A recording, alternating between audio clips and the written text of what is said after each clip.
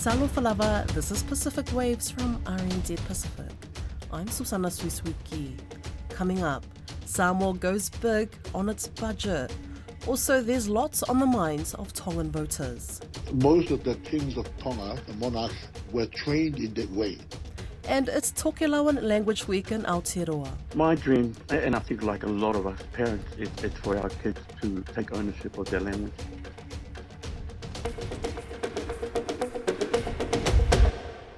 The new Samoan government has splashed out the cash with some big increases in their latest budget. Finance Minister Mulipola Anarosa Ale Mulio'o says economic conditions are improving. I spoke to our RNZ Pacific Samoa correspondent, Ngalu Malemana Tipi Autangawaya in Apia. Yes, this is one of the biggest budget the Parliament has approved since the first Fatu Tuile to Samoa government after the 2021 general election. This is 1.24 billion Samoan tala. So most of the spending, I've seen the budget, most of the spending in this financial year budget is for health and education. And also, it's some of the projects in this financial year budget was included in that financial year budget by Fianme government, which was rejected in Parliament in May, which includes such as the 1 million tala project for districts, which is now going up from 1 million, is now going up to 1.8 million for the 51, for each of the 51 constituencies. So that's one of the biggest spending as well in this past financial year budget.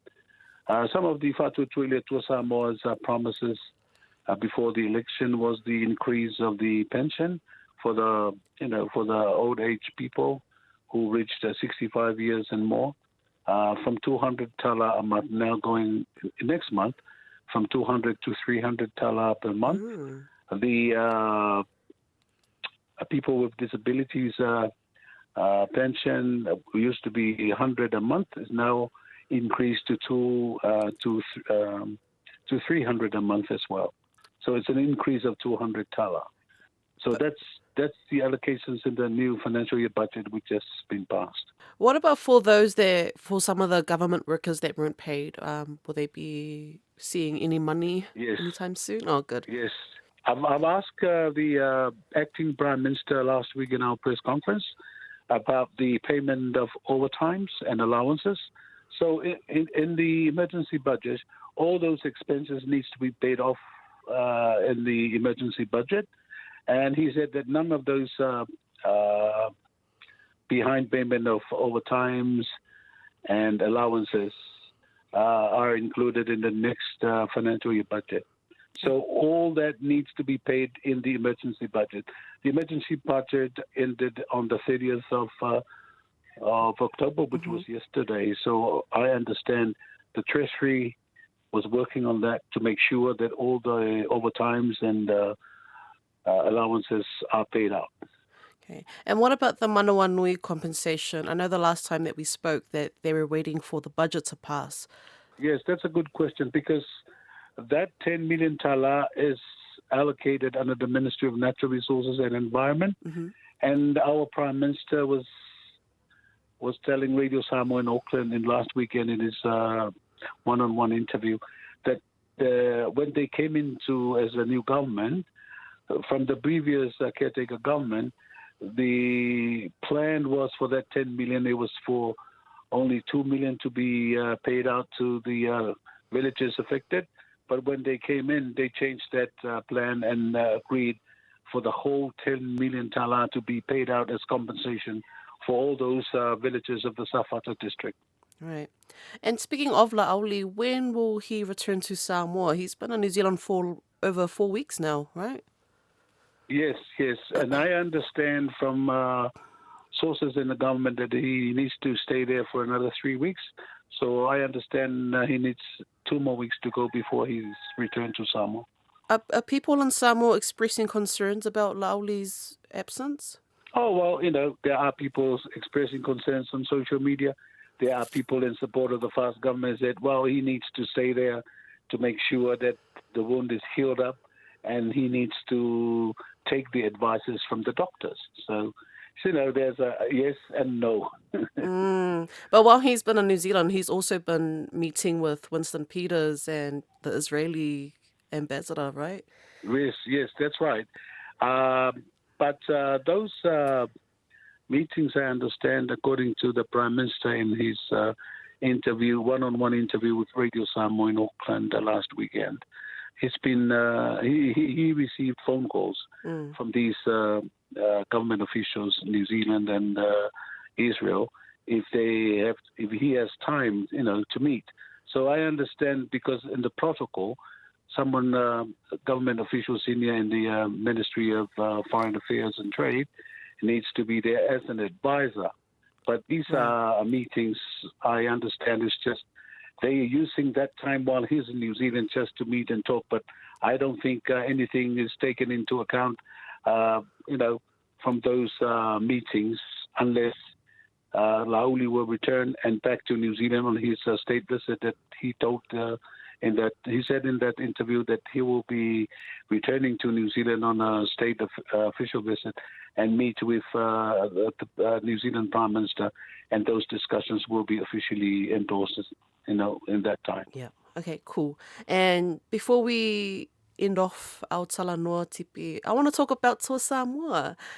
We know that they're now through to the Pacific Championship finals. How did the local community back in Samoa celebrate their win over Tonga?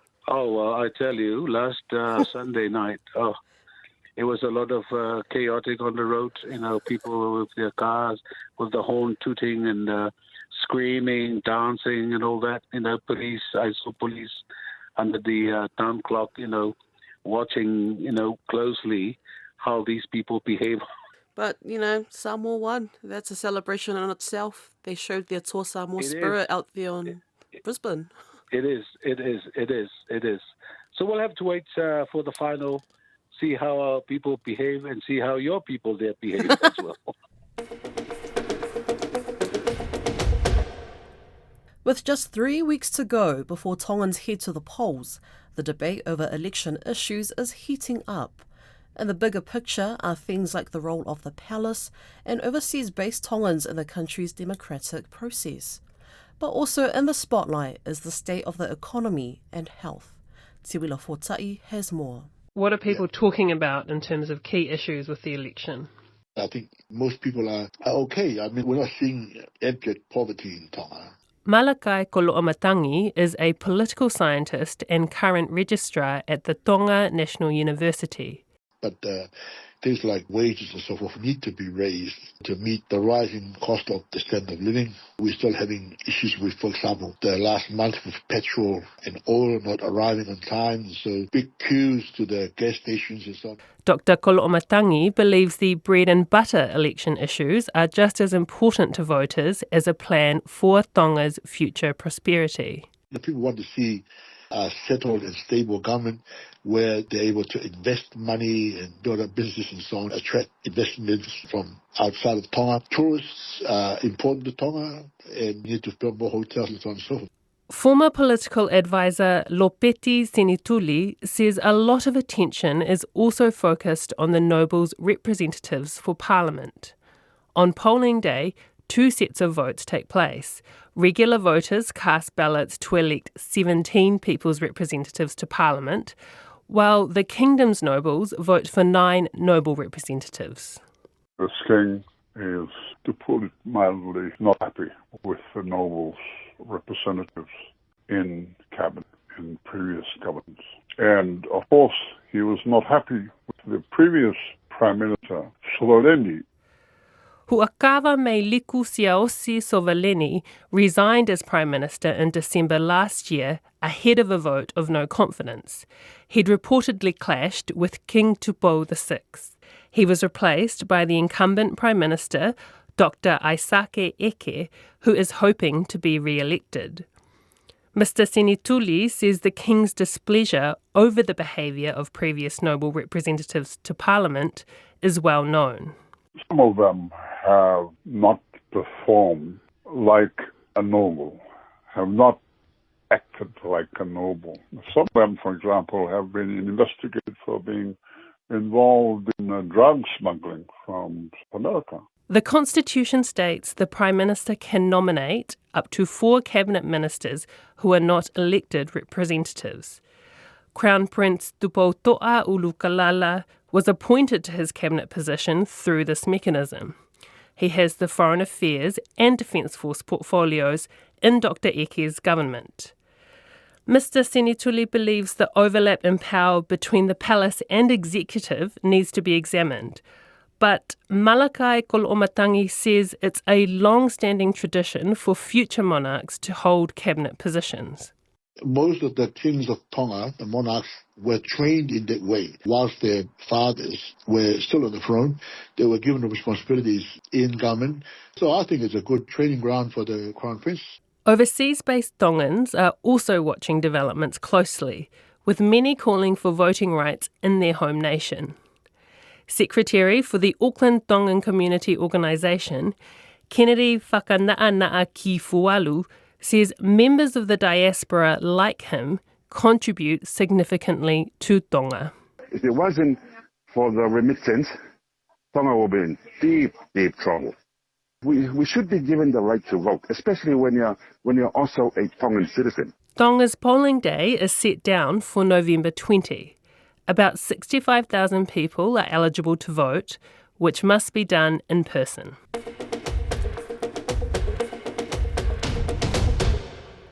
The diaspora of the last territory of New Zealand have been celebrating their Language Week with a roar.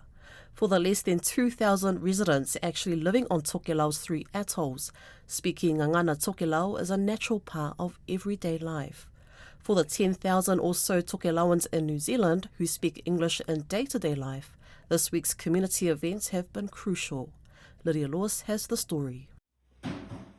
Kāinga o te Umiominga Tokelau Hutt Valley has been hosting all 3 atolls in Wellington. A welcome sound for Ataho Tokelau Community Group President Les Atoni, because his Ngangana Tokelau is designated as severely endangered by UNESCO. We grew up knowing that our language is in decline, knowing that if we don't do anything about it, that we will see our language disappear. A member of the New Zealand Order of Merit for his contribution to the Tokelau community, Mr. Atoni is a father first. My dream, and I think like a lot of us parents, it's for our kids to take ownership of their language and be proud of who they are, to equally speak English as well as Tokelau, to be comfortable in both worlds when they communicate. In Tokelau, Education Minister Kelihiano Kalolo has been busy documenting Ngangana Tokelau for the next generation, so that the stories, sounds and meanings passed down to him can thrive. To write and record the Tokelauan songs, we have the literature, we have myths and legends, we have chants, we have prayers, traditional ones. And we can record them and digitize them and use them in the school syllabi. I think that's a good way of learning the language, is to live it with. And living it is just what school kids on Nukunono are doing. Ato tahilua. Ato ehi ika o ono ulo hamuna maluka sakena ma manuna maihi papaluni maluka padaleva. While language use is healthy back home, Mr. Atoni says it's been a bit harder to foster in New Zealand. We're doing a lot a lot to ensure that we hold and we maintain our language. And Language Week is a big part of that. What we've seen now is a lot more young Tokelau can now promote and freely speak, very proud of their culture and their language. Mr. Atoni says greater collaboration with those who still live in Tokelau could do wonders in the language space. Minister Kalolo agrees. I think it's a good idea that we build connections between the diaspora and the homeland. We can do this by establishing links, and hopefully in the future we're going to establish something that like a homework center, schooling research center for our students, and that will be the areas that the diaspora can contribute. And also we can exchange ideas, like the place, the stories, the myths, and probably we can exchange. We can have people from diaspora visiting us.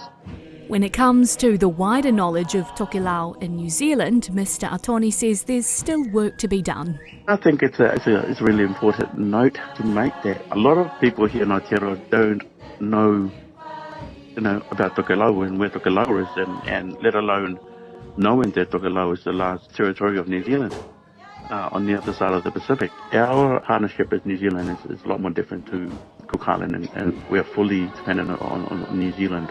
With Tokelau, a non-self-governing territory of New Zealand, marking its 100-year relationship with Aotearoa next year, Mr. Kalolo says education and the strength of Ngangana Tokelau is vital. Particularly when we are working towards self-governing. We're trying to tell New Zealand and the world through the UN Committee of 24 that we are looking for future political status. And that will come in towards. That is why it's important for Tokelauans as well, because we have to think of our future as well.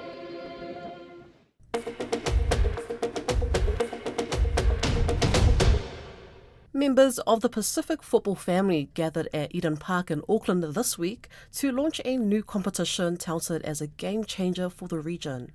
Called the OFC Professional League, it will feature teams from 7 countries in Oceania, including 2 from New Zealand. Elisa Tora reports. It's a dream that's taken many years to be realized, and the famous Eden Park was a fitting venue for Oceania Football Confederation President Lambert Meltock to bring it to life. On behalf of the Oceania Football Confederation, I have the honor now to declare the OFC Professional League officially open. The new Pro League is set to kick off on January 17 in New Zealand. Mr. Meltock says it's the dawn of a new era for football in the Pacific. It is about giving our children heroes to look up to. It is about building careers, communities, and dreams. Chief guest and former All Black Ali Williams is the co-owner of Auckland FC, one of the 2 New Zealand clubs in the new competition. He sees it as an opportunity to do something great. I feel quite humbled to be here, standing here and giving these opportunities to the next generation. The communities all around the world will watch us, but us as a group, as OFC, we can align and we can truly show the world the colour, the flair that is down here in the Pacific. Australia's South Melbourne, who were voted FIFA's Oceania Team of the Century, have also been included in the new competition. They are the only team from outside of the Oceania Football Confederation, given Australia is now part of the Asian Confederation. South Melbourne FC Chief Executive Strati Sinas says funding interests are already flowing their way. We're very proud, we're very honoured and excited about returning into Oceania and being able to represent our country as we're the Oceania Club of the Century. There's an excitement about it. It's keeping us relevant within the whole of Oceania. It's not only that, it's about our sponsorships too. There's a lot of people who are really jumping on board and wanting to expand the brand, so it goes with football and business. So we're excited, we're really excited about being back. Fiji Mbula FC head coach Stefan Aure believes the new league will be a game changer. This competition is an amazing one. It's going to change the landscape of football in Oceania, definitely, in Fiji as well. We're talking about a professional league in an entire region. So for us, obviously, it's going to set a benchmark to set new standards. A-League informed team, Auckland FC's chief executive Nick Becker says the Pro League is an immense opportunity for all clubs in the region. Oh, it's immensely exciting. We're really, really excited about the opportunity ahead of us. Obviously, we're a new team in the A-League down here, and then to get the opportunity to play in the OFC Pro League is massive for the club. Not only in developing players, the game in this region, but also the opportunity in time to go potentially to the Intercontinental Club or the Club World Cup. It's massive for all professional clubs in this region. The 8 teams that will compete in the OFC Pro League are Auckland FC and South Island United, representing New Zealand, Australia's South Melbourne FC, Fiji's Mbula FC, Papua New Guinea's PNG Hekari FC, Tahiti United of Tahiti, Vanuatu United FC from Vanuatu, and Solomon Kings FC from the Solomon Islands. Official kick-off date is set for January 17, 2026 at Eden Park. The winner will be crowned after the final in May. That's Pacific Waves for today. For all episodes, head over to rnz.co.nz/Pacific. We're also on Spotify, Apple and iHeartRadio. From myself and the RNZ Pacific team, tō whā sui fua.